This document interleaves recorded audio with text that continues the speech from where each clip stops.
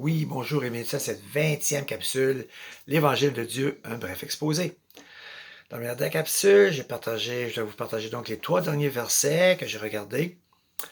Le premier, 1 Jean 2, 29, qui dit « Reconnaissez que quiconque pratique la justice est né de Dieu. » Pardon, que la nouvelle naissance est devenu un enfant de Dieu.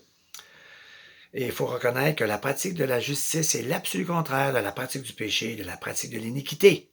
En parlant de la pratique de l'iniquité, je vous dis Psaume 14, verset 4, où ce qu'il est dit « Tous ceux qui pratiquent l'iniquité ont-ils perdu le sens? Ils n'invoquent pas Dieu et dévorent mon peuple. » Ou traduction, ils n'invoquent pas l'Éternel. Dans le Nouveau Testament, le nom qu'ils vont invoquer, c'est le nom de Jésus-Christ.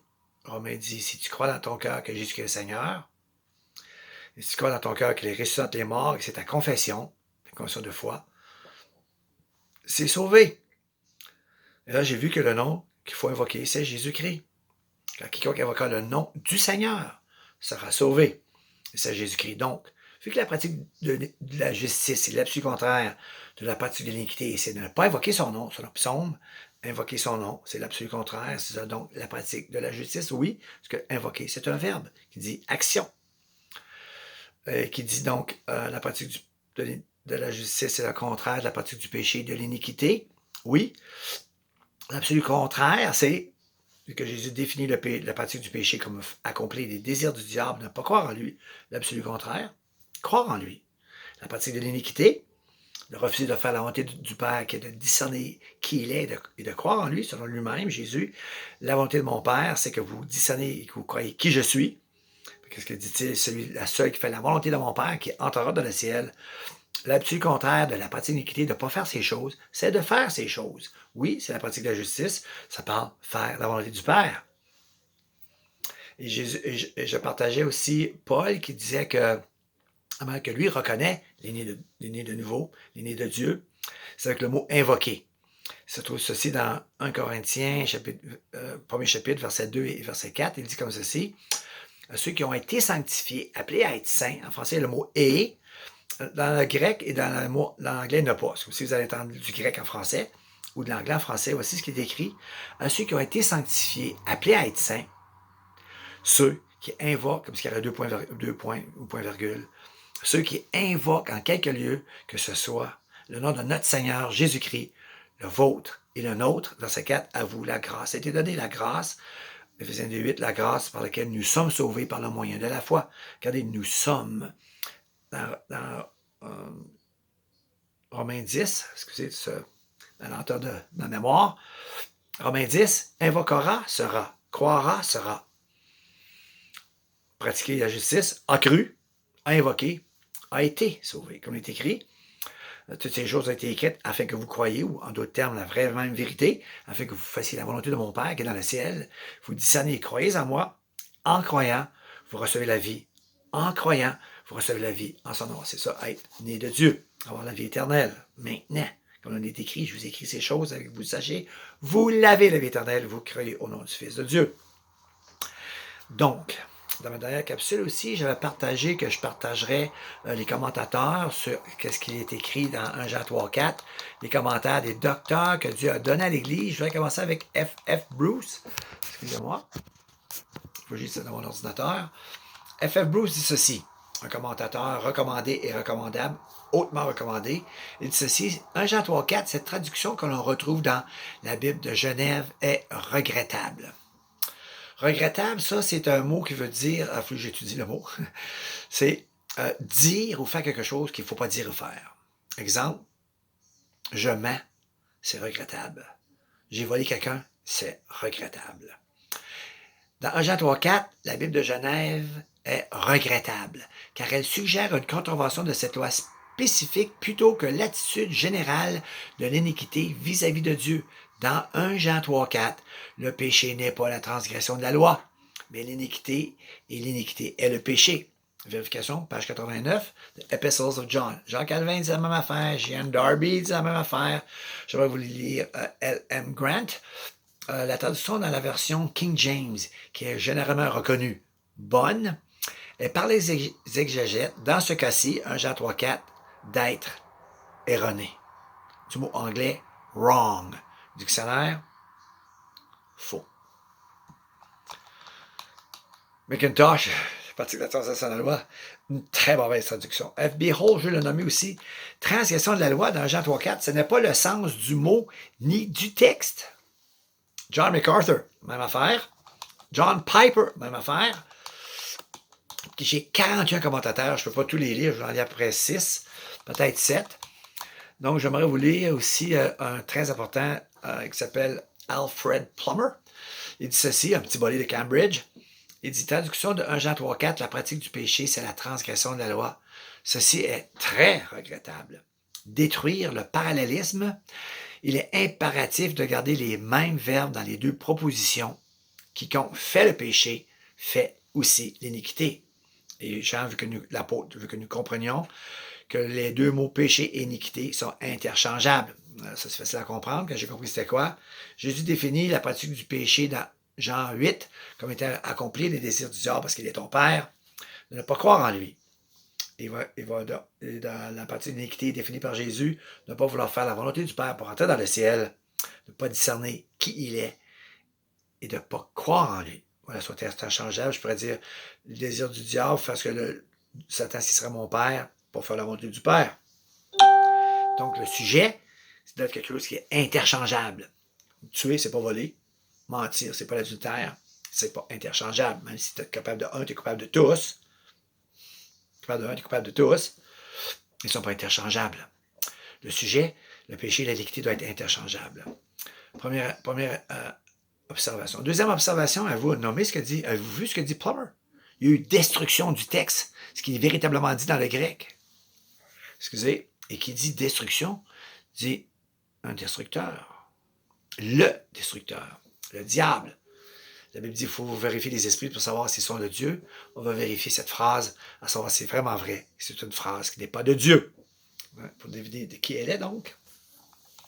Je vais mentionner William Kelly, c'est surprenant ce qu'il va dire. Quiconque fait le péché fait aussi l'iniquité. Le péché, c'est l'iniquité. 1 Jean 3, 4. Ceci est vraiment un texte très différent de celle de la version autorisée. Le péché n'est pas une brèche dans la loi, mais l'iniquité. Ceci est le sens véritable. Aucune autre forme n'est possible légitimement, selon toutes les règles. Ce qui a régné jusqu'à présent est entièrement une erreur. Pause, l'erreur. Le mensonge découvre après étude que l'erreur est un synonyme de mensonge. La seule différence qu'il y a entre les deux, c'est que l'erreur n'est pas intentionnelle. Dieu merci pour les traducteurs. C'était une erreur. Entièrement une erreur. Mais le mensonge aussi de commun avec l'erreur, c'est quelque chose qui est entièrement faux. C'est quelque chose qui n'est pas la vérité. C'est quelque chose qui ne conduit pas dans la vérité. Et c'est quelque chose, comme on dit aussi au Québec, c'est quelque chose qui marche dans le champ. C'est quelque chose qui marche à côté de la traque. Donc, c'est pas marcher dans la vérité, c'est pas marcher dans le chemin, c'est pas marcher en Jésus-Christ. Simple comme ça. C'est de l'égarement qui égare. Prochain commentateur. Et je répète ce qu'il dit. Le péché n'est pas une brèche dans la loi, mais l'iniquité, puisque je n'ai pas lu tout le reste. Ceci est le sens véritable. Aucune autre forme n'est possible selon toutes les règles, c'est-à-dire légitimement.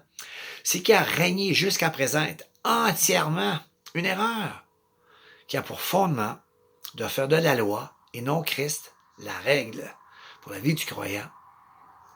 Comme font les gens, tenez-vous bien, comme font les gens qui ne comprennent pas l'Écriture. Ça aussi, c'est facile à démontrer, ça sera vu plus tard.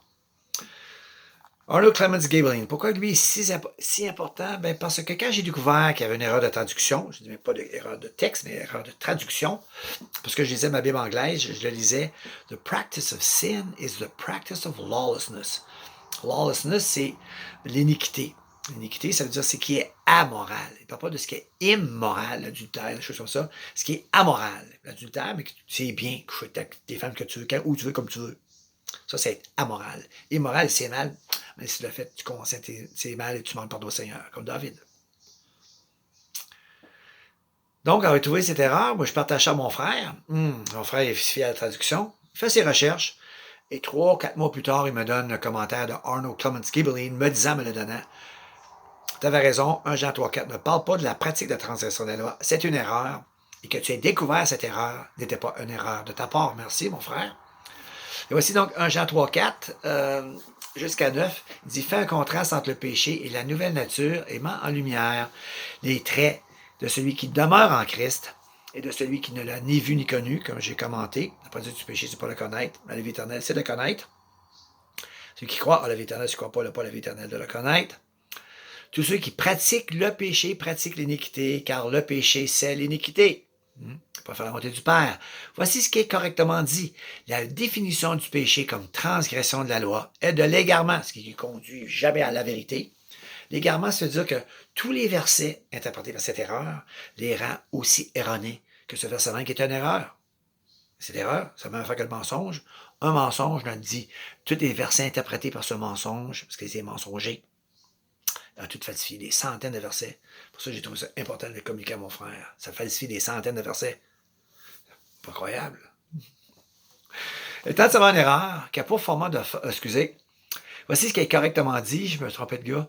La définition du péché comme transgression de la loi est de l'égarement et est incorrecte. Avant qu'il n'y ait jamais eu la loi, le péché était dans le monde. Romains 5, 12, etc. Comment le péché pourrait-il être la transgression de ce qui n'existait pas encore? Facile à comprendre. Jésus, dans Jean 8, lorsqu'il parle qu'il y a un faux témoignage le concernant, j'ai dit, Seigneur, il a pratiqué la transgression de la loi dans 8. Ils disent que tu es un menteur, ils disent que tu es un samaritain, ils disent que tu es possédé du démon.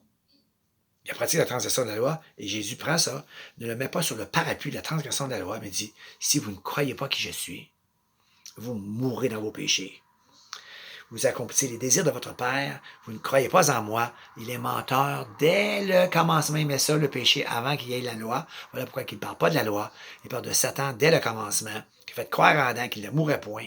Puis aujourd'hui, si vous ne croyez pas qui je suis, parce que vous écoutez encore le diable de croire que je ne suis pas le Fils de Dieu. Même Jésus n'a pas de la transgression de la loi, lorsqu'il parle du faux témoignage. Donc, il y a des péchés qui sont la transgression de la loi, mais qui n'est pas compté comme ça. Ça arrive dans une autre capsule. Très important de comprendre la nuance entre ce qui définit à la fin de son épître Jean, des péchés qui conduisent à la mort, des péchés qui ne conduisent pas à la mort, comme l'adultère, le remariage. C'est des péchés qui ne conduisent pas à la mort.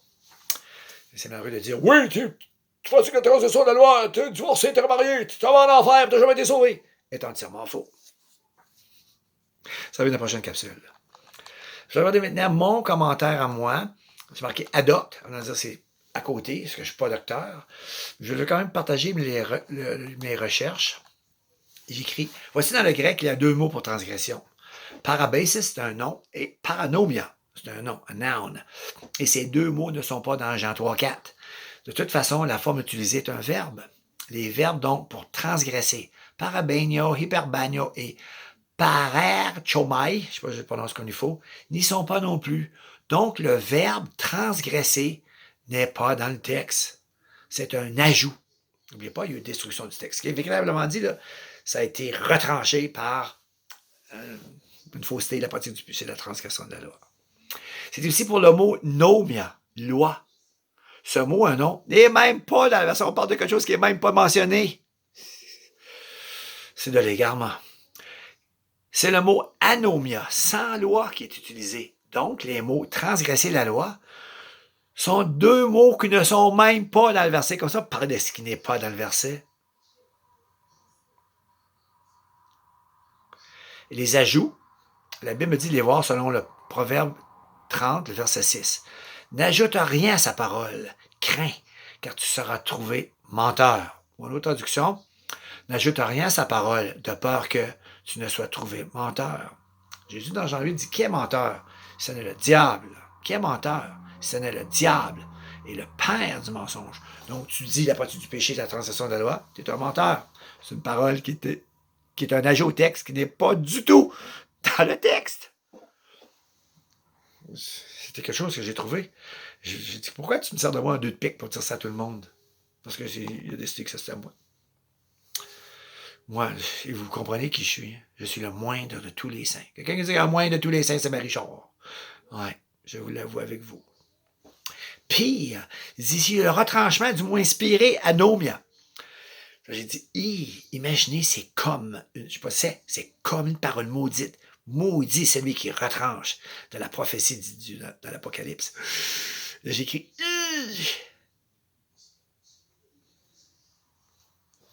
J'avais envie ici d'utiliser cette parole de Jésus qui dit que votre oui soit oui, que votre non soit non. Tout ce qu'on y ajoute, il ajoute là, vient de Belzébub. Mon frère m'a dit, tu ne peux pas te servir de cette parole-là, ça part de tes propres paroles. Votre oui, votre non, si tu ajoutes, ça vient de Belzébub.